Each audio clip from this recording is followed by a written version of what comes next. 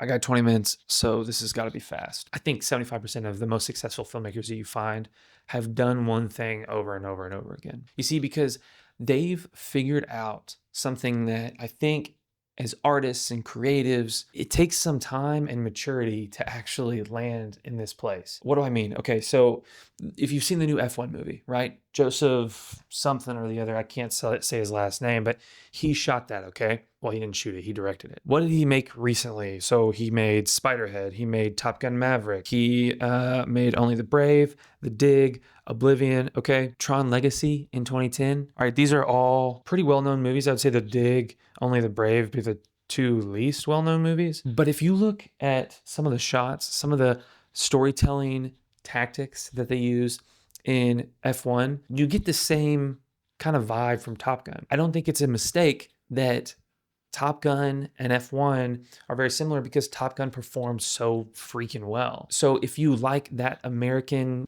action movie type of film, then you're gonna go and see F1 and like I went into the movie knowing this is the F1 version of Top Gun. It's not just him, okay? There's other filmmakers that are doing this, okay? Sometimes this thing comes across in like visual style. So we all know what a Roger Deakins film looks like. Why do we know what a Roger Deakins film looks like? It's because Roger Deakins films feel like Roger Deakins. Like, it's like he has a consistent style. Regardless of the type of movie he's shooting, it could be Blade Runner 2049, which is a very ethereal, like sci-fi film, or it could be something as simple as like Prisoners or Cario, or what's the one in the desert with the guy who kills everybody?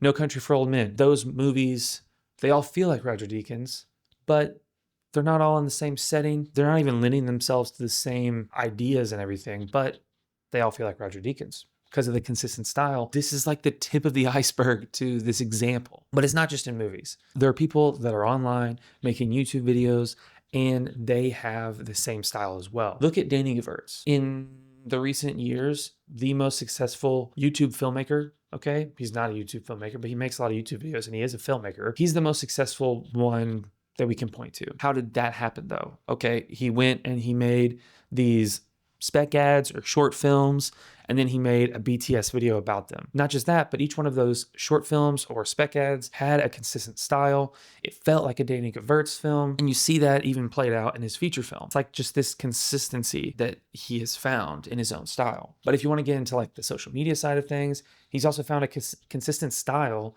in like what works for his channel. The best formats that people follow him for: making a spec ad that looks sick, that was low budget, making a BTS video about that, explaining how he did it. One thing that all these people have also done is they've like found this thing that works, whether it's authentic to their actual taste or not.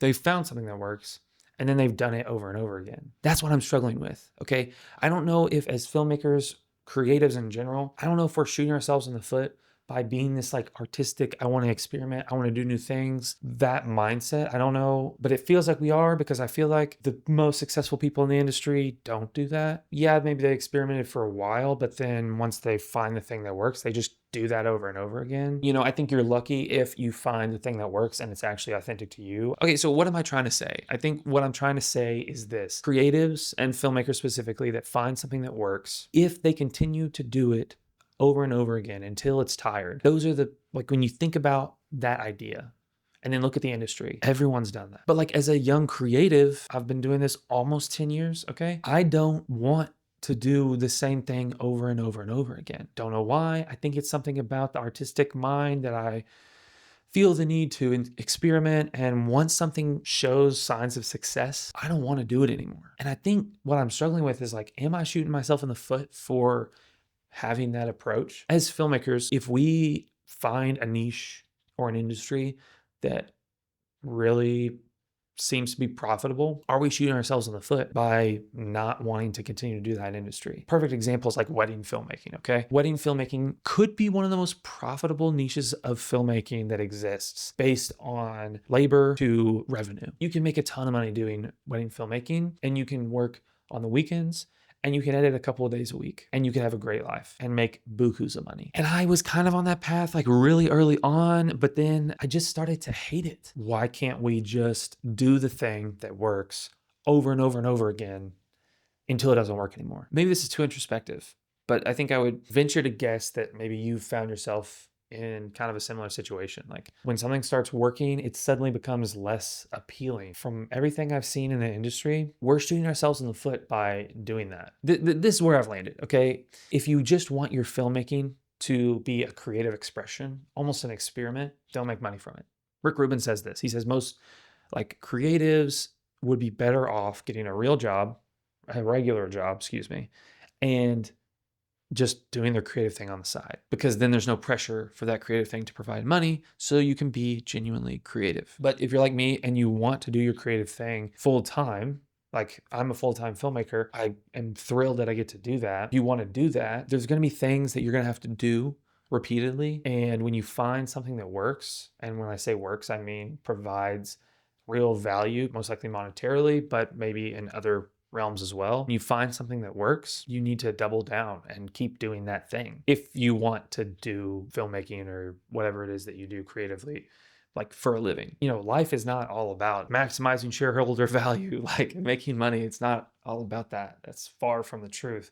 But at the end of the day, we all got to live. We all got to make money to continue to survive. And I think you can see a consistent pattern that, man, once stuff starts working, if the person making it is an artist, a lot of times they stop doing that thing. And for some people, that means that they become a legend because they were making that thing and they stopped. Now the demand is out the roof. Like I can think of several musical artists that are that way. And for some of us, that's what we want to do. We want to just consistently experiment, make creative things, and ride off into the sunset. And maybe we lived the starving artist life for a while, but at least we got to express ourselves creatively. I would venture to say there is a happy medium. There's a place that you could find maybe that allows us to be creative while still diving in and doubling down on the thing that works for us. And I'll say this, and I've got 2.5 minutes, but I'll say this.